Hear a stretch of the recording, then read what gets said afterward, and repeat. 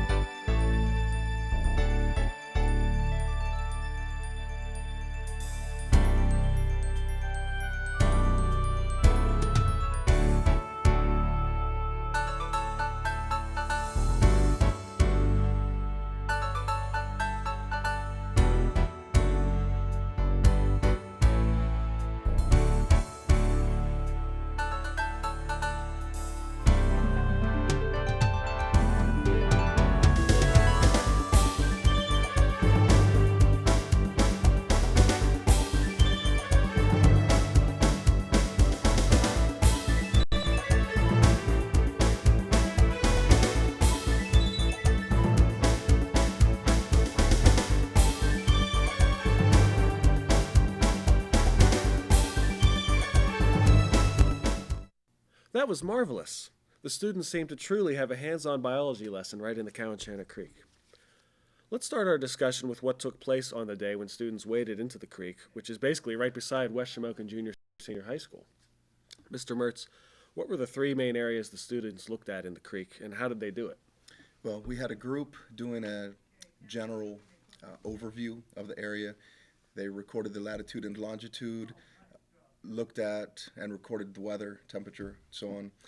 The three main areas were the water chemistry, where they used test kits and did titrations to obtain data of certain water quality values. Okay. The second area was the physical characteristics, the sedimentation of the stream, how much vegetation is along the shore, those types of things. And the third was macroinvertebrates, where they used kick nets and turned over rocks to look for the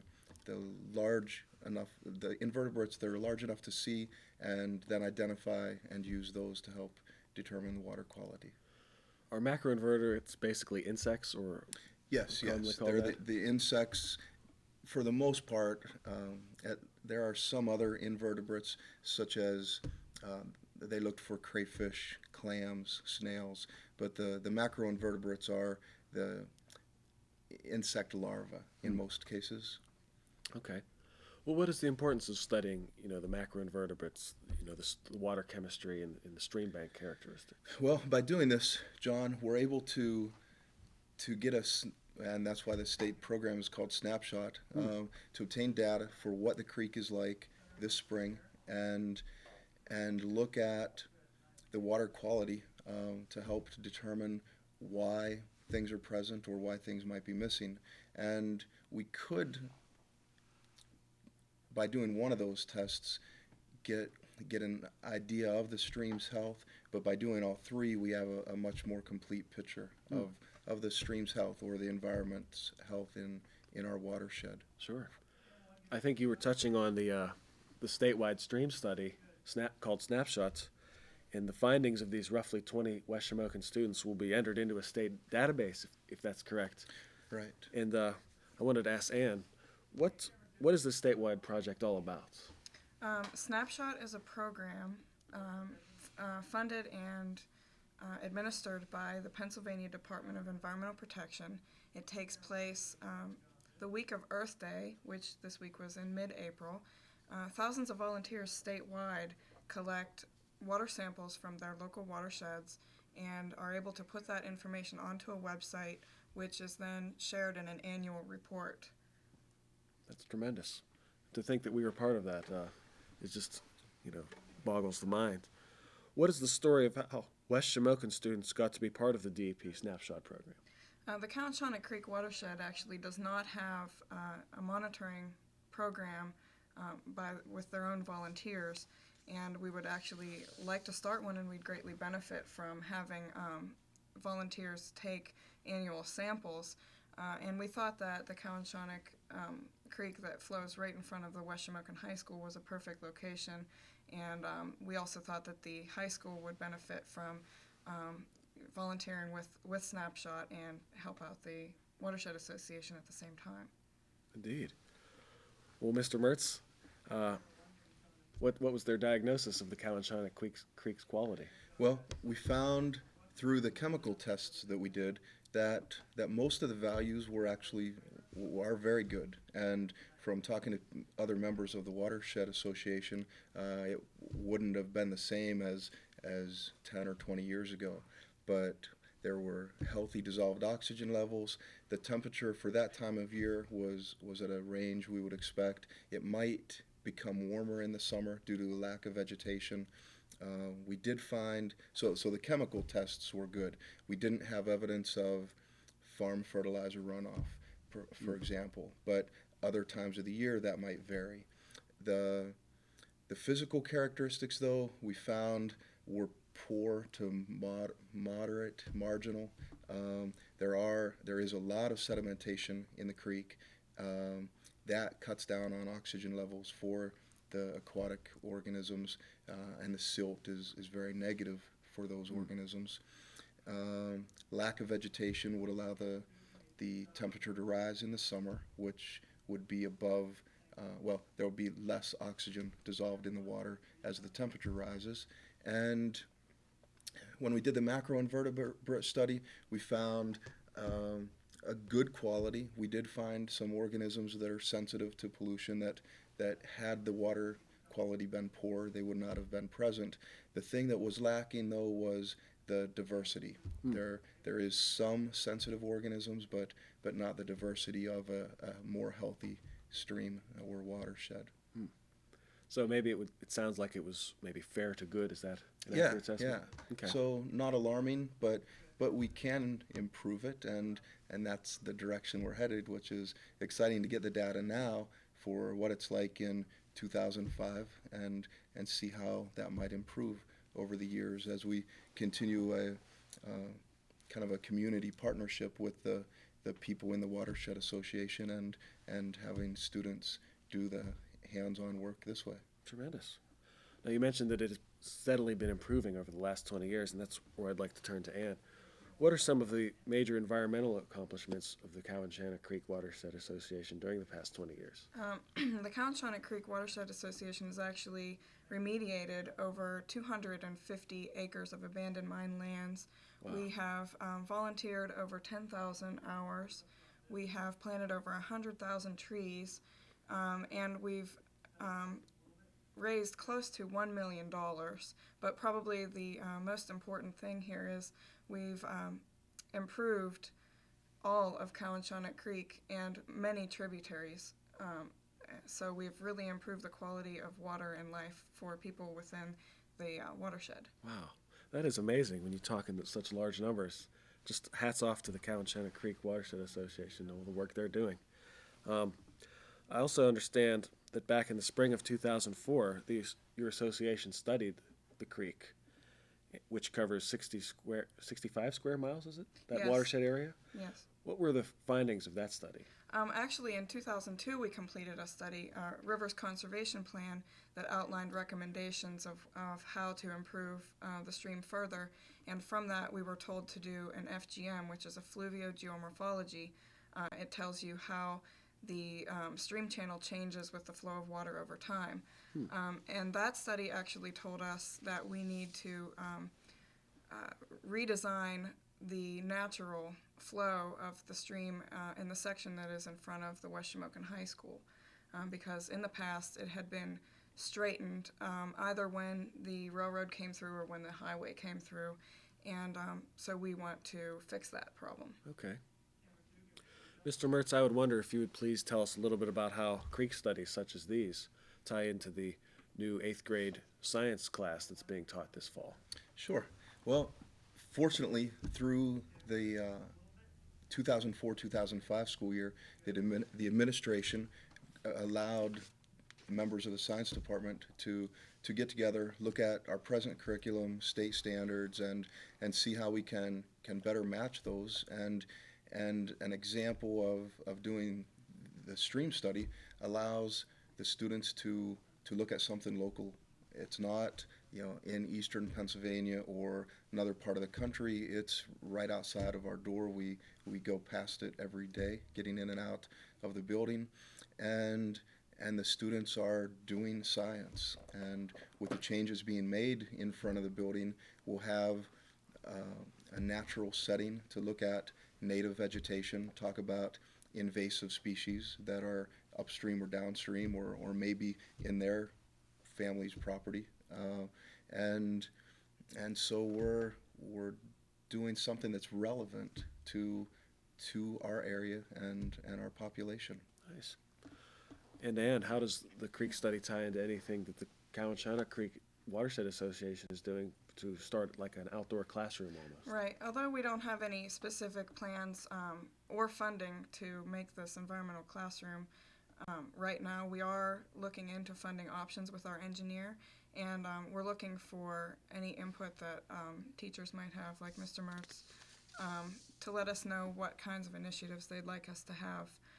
For instance, signage that explains what riparian buffers are, what erosion is, what biodiversity is, and also explains some of the initiatives that we've taken to restore the stream there.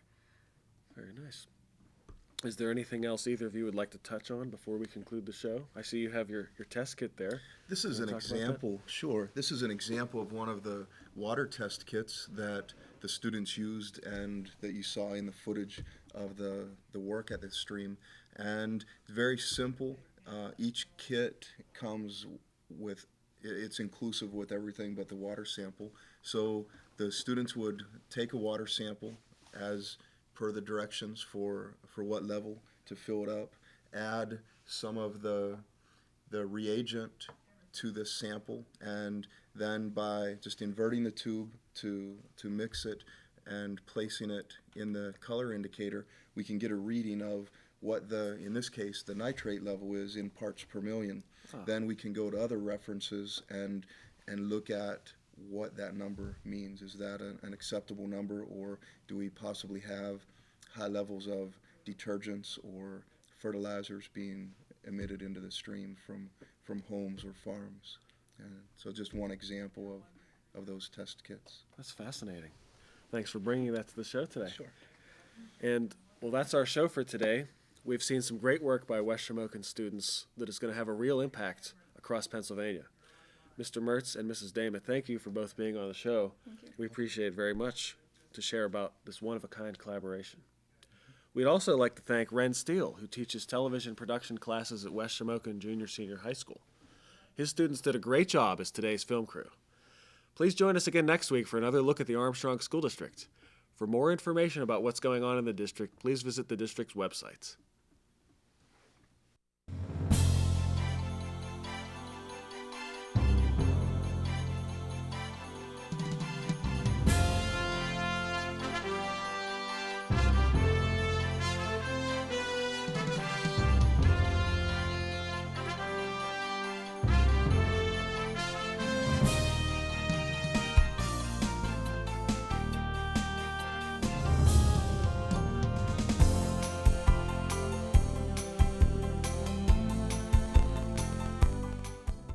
Each fall, something special happens in central Armstrong County.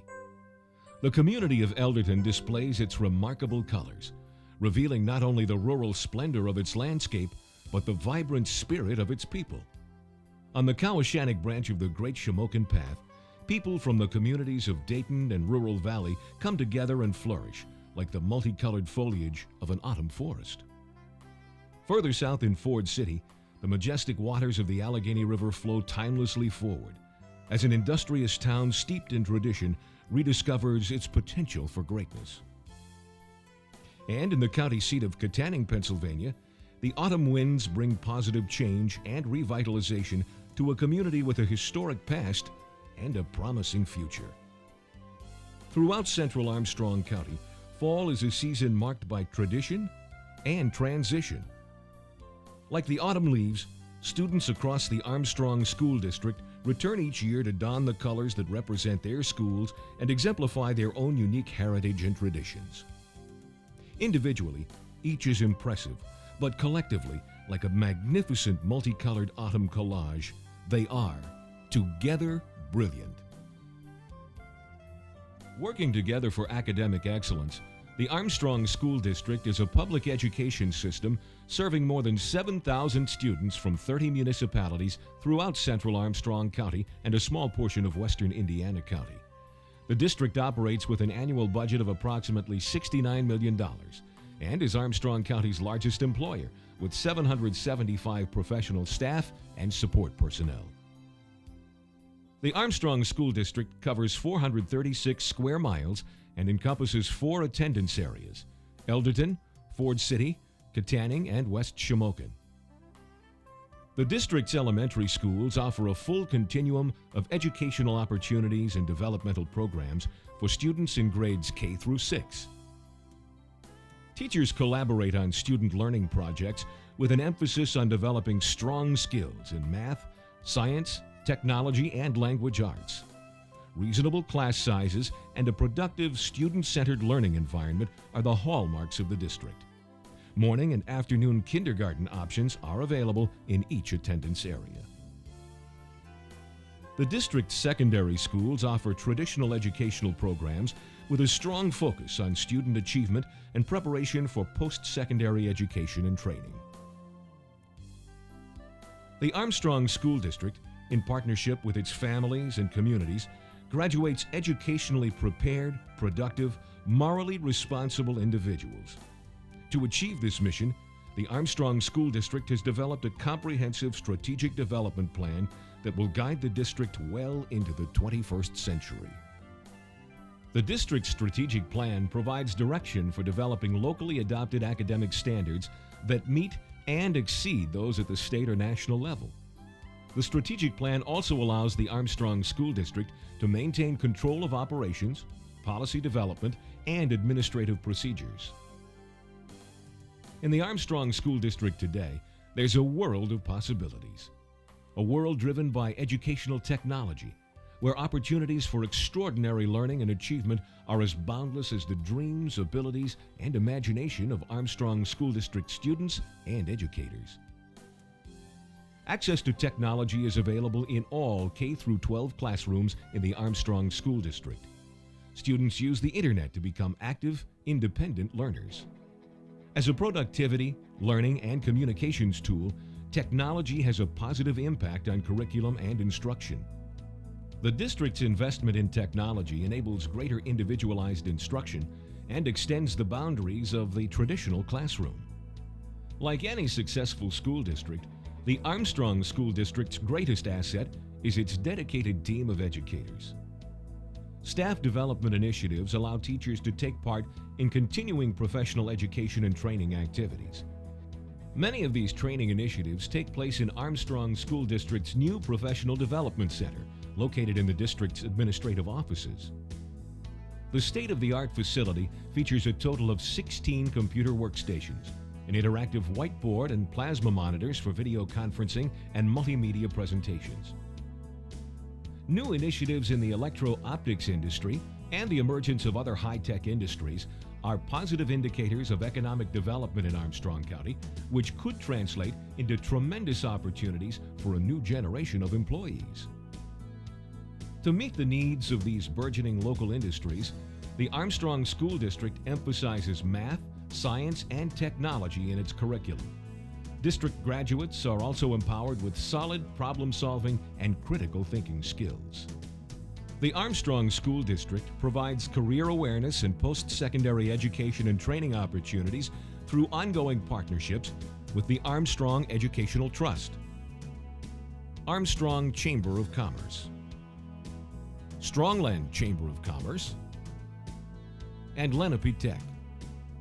Post-secondary educational institutions within commuting distance for district residents include Indiana University of Pennsylvania, Clarion University, Penn State New Kensington campus, Butler Community College, and the many colleges and universities located in the Pittsburgh area.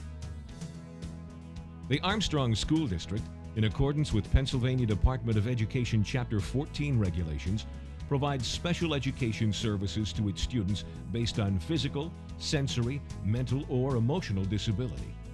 The district conducts evaluation reports and develops needs-based individualized education programs for each eligible student. IDEA training teams work to implement the best possible programs for district students. Incoming kindergarten students take part in the Successful Kids screening programs in the spring of each year. The screenings provide specific and detailed information in regard to a child's motor, auditory, cognitive, and language areas.